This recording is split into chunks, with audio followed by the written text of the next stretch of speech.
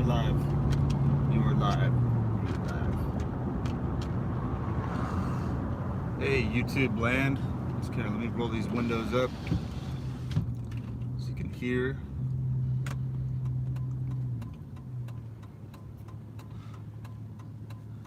When was the last time I did a YouTube video?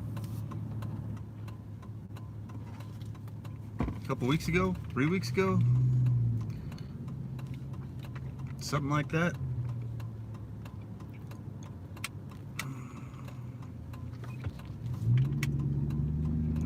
Driving. Hope all is well. I guess so. Kinda, sorta. I think that's why I checked into to YouTube here. Let's see. Let's get this camera like that. Hey, Florida, what's going on? Wow, the lighting in here is terrible, isn't it?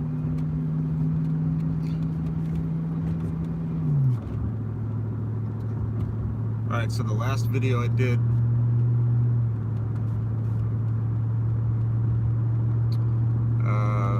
was talking about finances, not being able to pay the bills even though we're working hard all the time, etc., etc. So I guess I just update everybody what's going on. Started this YouTube channel in November of 2017 to document my life. I guess, you know, I'm not the only one. All kinds of people do that.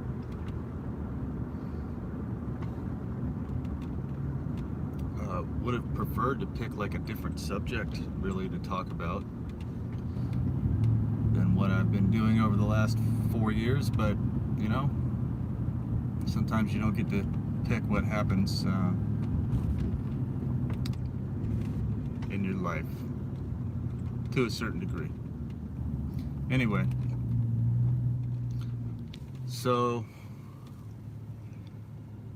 last YouTube video I did, couple folks stepped in, sent a few bucks. Somebody sent more than a few bucks. That was awesome. That helped us get some bills paid. And then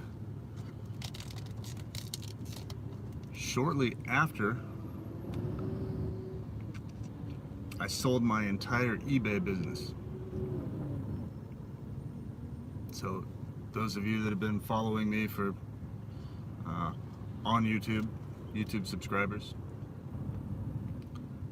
have heard me talk about my eBay store that I've been running for over 10 years, called Hats Around the World. And I used to have a good business with that, making some decent money, and just slowly went downhill through the targeting and the harassment and the mobbing and all that stuff. They don't just do it in person, they do it in your online store and your phone, everything. So anyway, the eBay thing was one of those things that got attacked like that, even the eBay employees. Which, if somebody was like, God, why would eBay employees harass you? Just look up the DOJ report where 7 of their executives got arrested and charged, convicted of gang stalking. So, I mean, anyway, so that's the thing. You just, if you don't believe me, just do a little bit of research. I mean, it's easy to find that they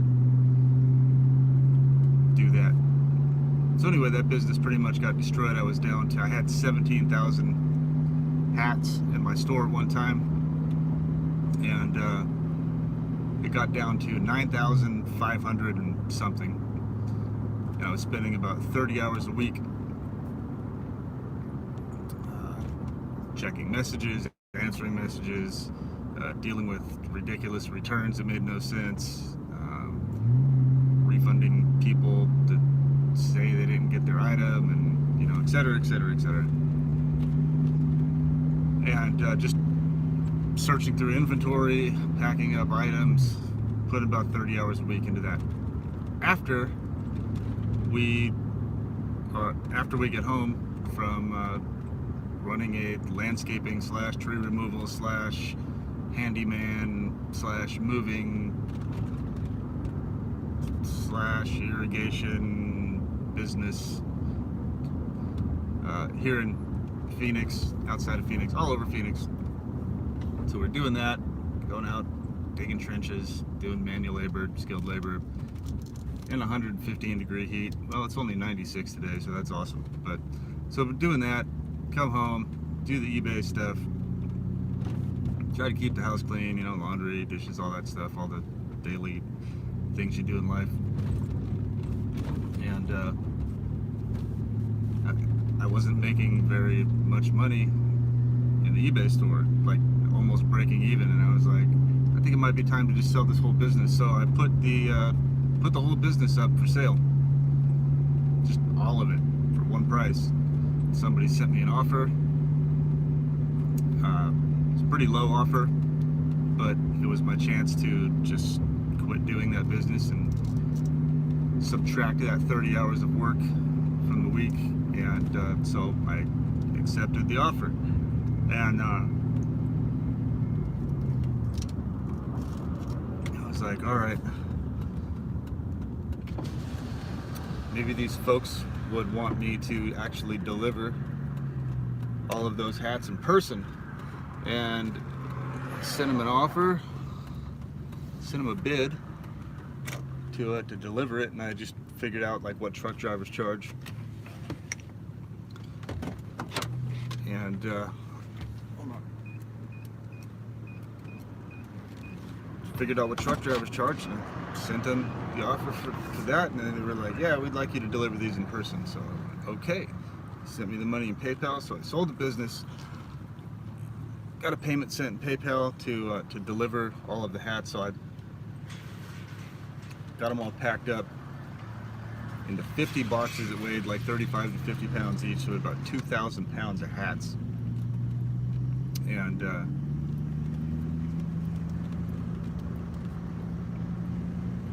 ended up delivering those to Oregon. But before that, so Andrea, my girlfriend, her mom and her mom's husband and her son and daughter live in Tennessee, so she's there as often as she can to visit everybody. She had a plane ticket to go visit, and at the last minute, the day before she was going to go, I said, hey, you know what? I bought that piece of property in West Virginia a couple years ago for like $2,000. Never seen it. West Virginia is only about 5 hours past Tennessee. Why don't I just drive? And I can meet your family too. And we can go check out that property in West Virginia, get the deed transferred into my name and all that good stuff. And she was like, yeah, let's do that.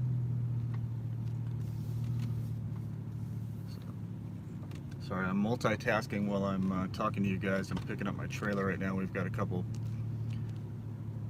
basically yard work jobs today.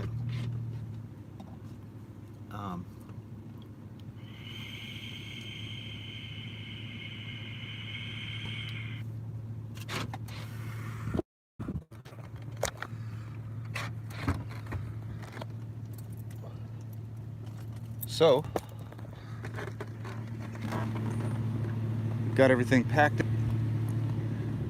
I'm gonna set this. So we got everything packed up in the truck and headed out towards Tennessee, West Virginia. Took 2.5 days to get there. Spent 2 days hanging out with our family. It was like actually the first rest that I've got in years. Their house was like a resort. It's pretty amazing. So hung out there.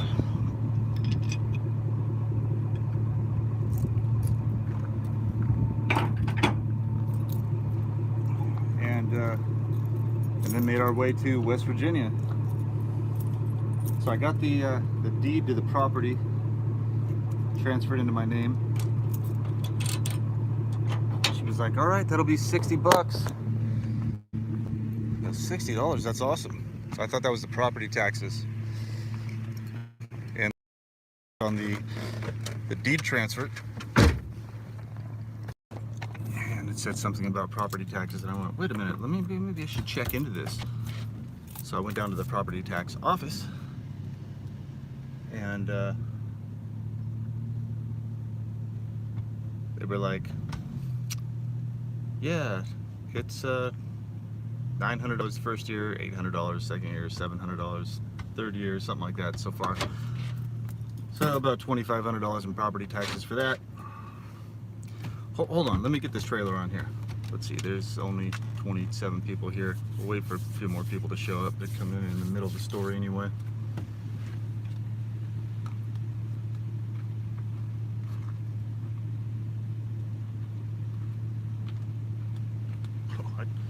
Okay, I need to focus on what I'm doing. I totally missed on that. All right, this is Mike's story time / backing in a trailer video. I'm tired, if you can't tell. I think a lot of people are.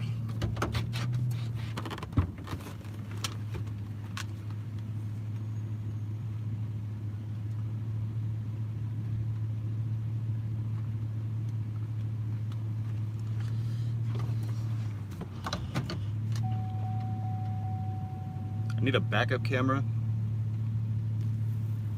That would be helpful. I'm usually pretty good at this, but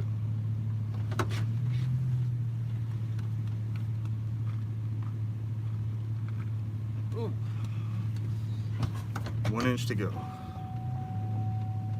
There we go. All right.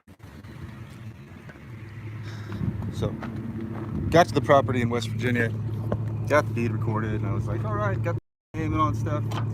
Let's go check out the property. I've never seen it before other than photos. I got there, and there's a 3-story house, which I saw in the photos, but it was like twice the size that I thought that it was. Like when you get up to it, it was enormous. And there was like a wall missing.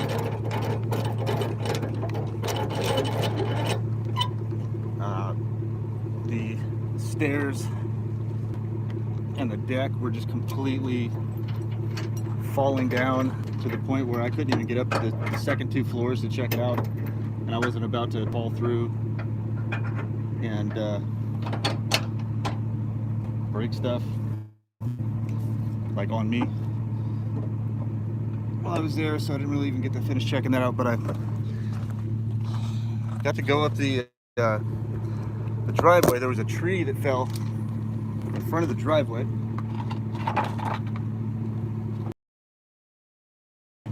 Like a giant tree in front of the driveway.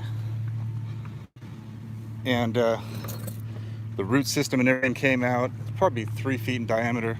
Across the driveway. It goes up the road to the top of the property. Whoa.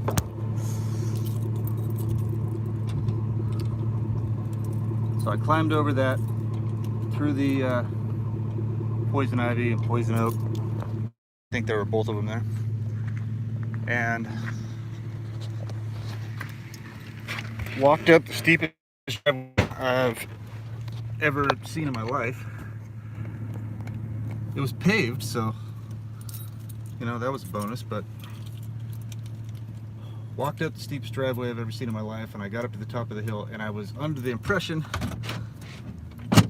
that the structure at the top of the property was a mobile home, and that it would be in fairly decent condition. And oh man, was I wrong. Bricks and sticks, and nobody'd been there in probably like 5 years, and it was just completely filled with trash bags and old VCRs and radios and old mattresses. The The roof had completely caved in. Some of the walls were gone. It's just complete tear. So I'm processing all this information as I'm walking around this property that thought I was going to be able to move to. I'm like, this is a pretty huge project. If I moved here, I would have to. Oh, by the way, there isn't, like, even if I got to live up at the top of the property while I'm rehabbing the property, you can't get a trailer up the top of the property and turn it around. There isn't enough space. There's like enough room to park a car, barely turn a car around, and get back down the hill. So that wasn't an option to do the trailer thing. So I'm trying to strategize, figure out how this would work, and I would basically have to rent a house there in Charleston or South Charleston and live there while I'm rehabbing the property, but it would end up taking forever because we'd have to work and find work in Charleston and South Charleston, and I don't know if their economy is quite recovered enough. I basically came to the determination that I owe $2,500 in property taxes. It's going to take a significant amount of money. The whole situation of finding a place to live there and then rehabbing that house with nothing, it'd be close to impossible. Not impossible, improbable, anything can be done, but it'd be pretty tough. So 2.5 days on the road to Tennessee, 2 days of actual rest in Tennessee. Another day of driving to West Virginia. Spent 3 days in West Virginia. And then 3 days driving back. So that one was 4,000 miles. That was a long drive. So we got home, and I had, before we left on the trip, I'd had the chance to pack up about half of the eBay store. So we got home. eBay people were waiting for me. Been a week and a half, 10 days, and they wanted me to deliver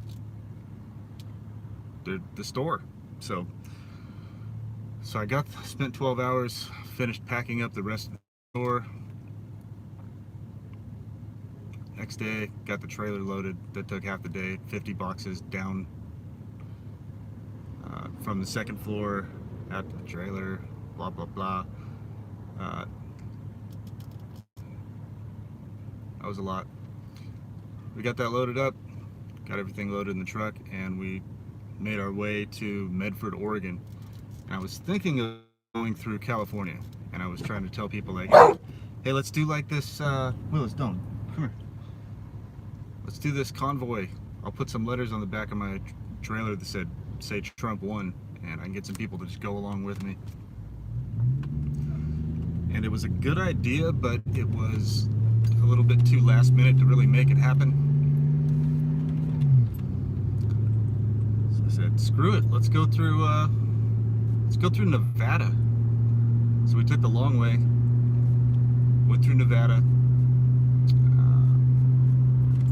drove 9 hours first night, slept in the truck, and oh, I forgot, we took the dog and the cat with us because nobody was going to be home. So we had a dog, a cat, 20-foot trailer, me and Andrea, and 2,000 pounds of hats and our backpacking gear. So took off 9 hours the first night after I loaded the trailer, and slept in a little town. I don't remember what the name of it was, but we slept at like a convenience store in the back of the truck across from Creech Air Force Base.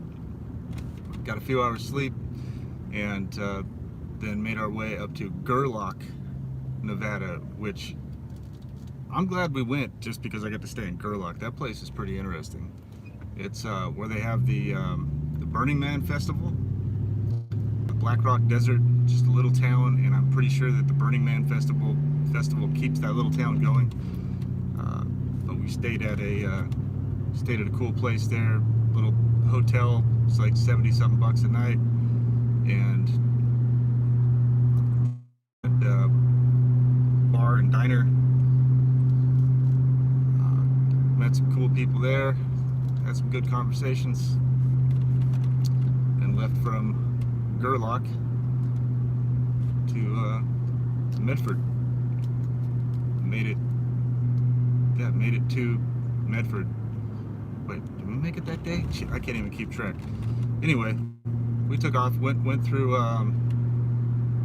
no, we didn't make it to Medford. We went through northeast, so we finished going through Nevada, through just the most back road hills, made it through northeast California, which there were Trump signs everywhere and cattle farms everywhere through California.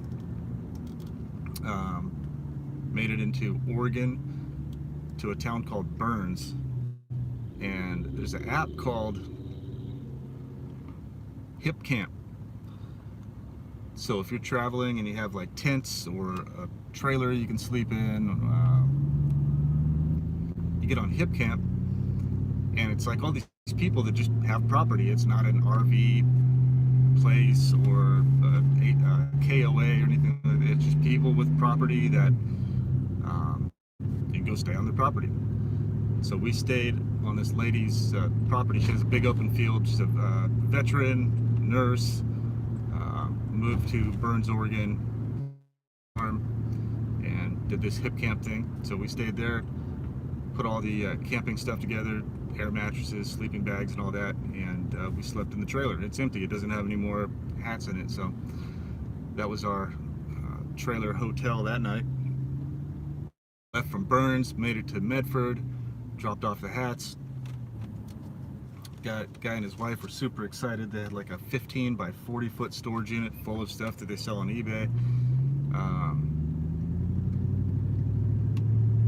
Confirmed the delivery right there with the little QR code, because I was kind of worried about that. I was like, how am I gonna, maybe I'd get this guy to give me positive feedback to show that it was delivered. But apparently on eBay now there's a QR code. When you pay in person, you just scan it and it confirms the delivery. So that was cool.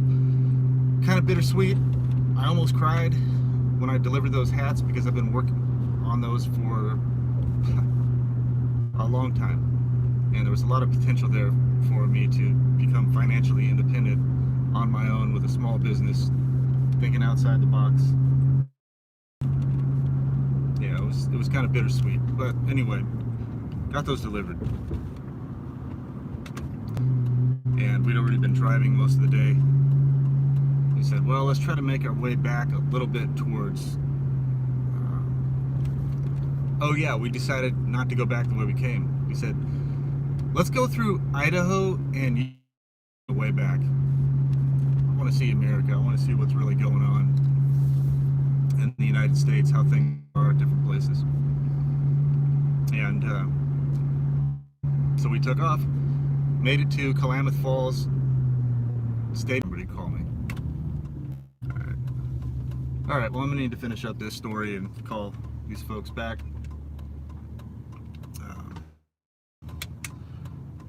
You know, work stuff. But anyway, we stayed in Klamath Falls, left Klamath Falls, made it to somewhere in Idaho. Where the hell did we go to Idaho? Oh, Malad, Idaho. And this, in the same app, Hip Camp,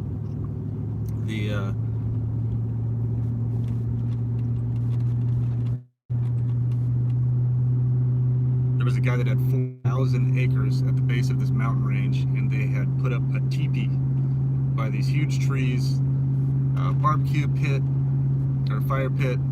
There's an outhouse, there's a water pump.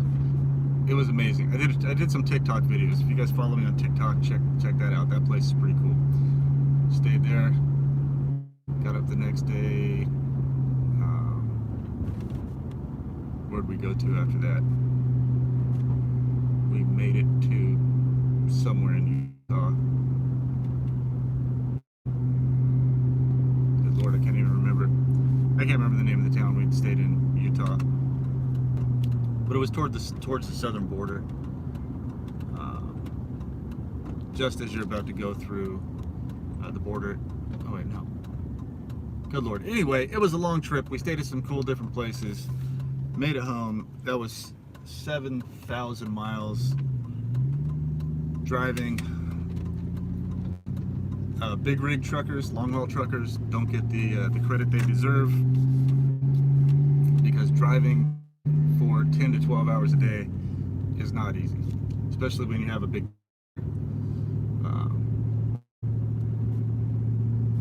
so if you know one of those people, or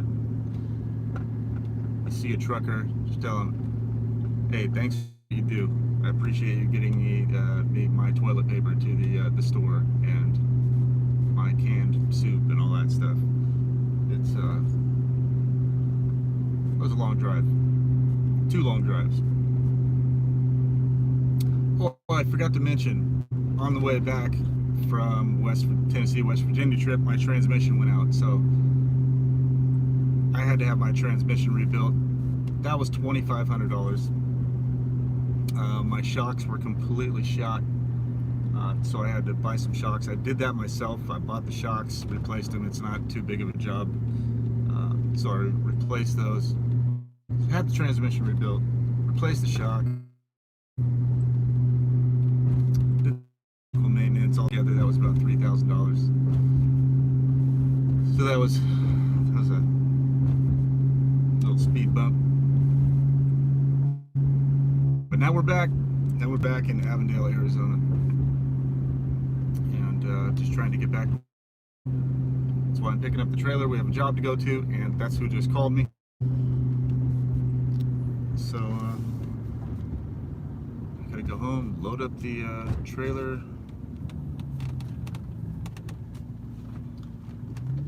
and I had to buy a lawnmower too. A lot of lawnmower, so I'm basically a gardener now. No, it's just one of the things people have in Arizona. They have all these rock-scaped, landscaped gravel yards, and then they want some grass, so they just put like a little section of grass in the backyard or the yard, and you can't get the job done unless you have a lawnmower, even though it's this tiny section of grass. So I had to get a lawnmower because half the jobs we have coming up have that. And now we're back to much broke. I can pay the rent, pay a couple bills that are behind right now, and back to the treadmill.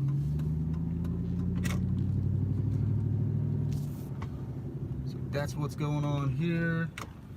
Still a bunch of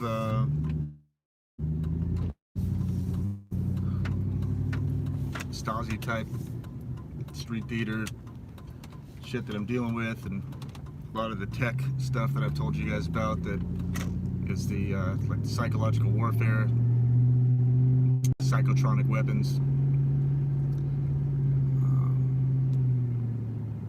It's annoying. I deal with it every day, but I've just learned to do my best to deal with it and try to keep pushing forward, even with the harassment, the gaslighting, and the veiled threats, and all the stuff I've talked about for years. Still going on, not as intense, but still happening. And you know, when these people do this, I kind of feel sorry for them. You know, they're getting paid, living comfortably, I'm sure, having parties, having days off, etc. But they're controlled. Somebody's telling them what to do, and I don't know. All right, Willis, we're home. We have to get to work.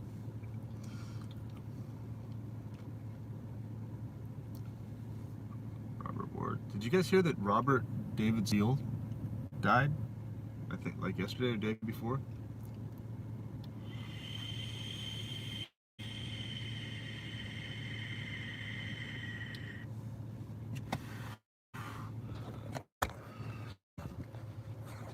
check some of you guys' comments here before I...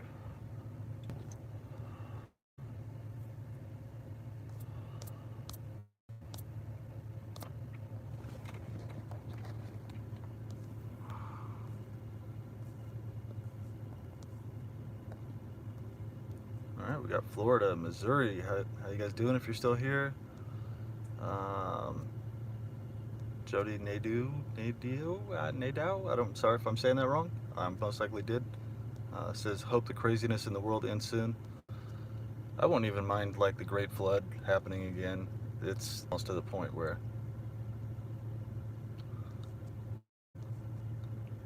Earth might need to hit the reset button.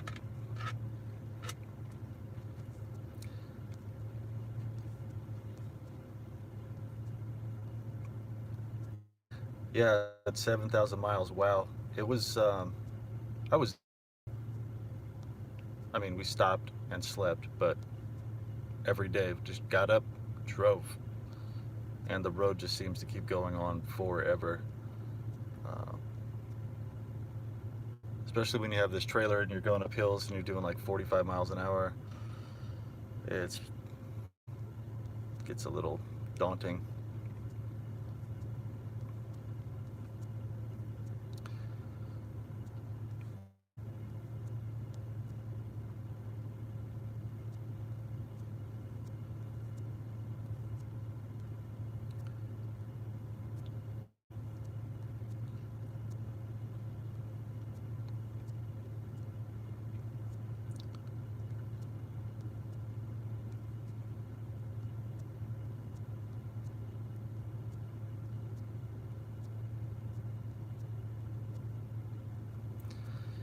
Yeah, Lisa Seno says she lost everything and she didn't know how important privacy is until it's taken away. That's so real. If you have never had this happen to you, it's information is one of the deadliest weapons that can be used, and people don't understand that until it's used against them.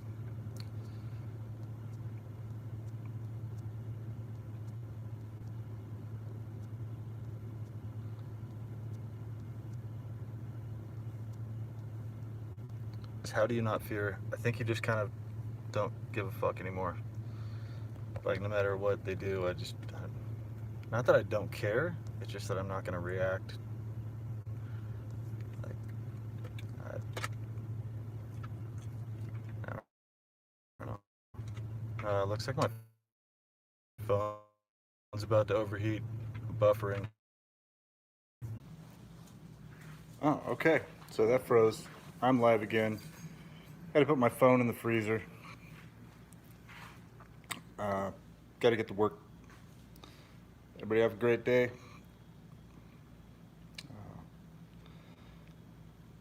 Talk to you soon.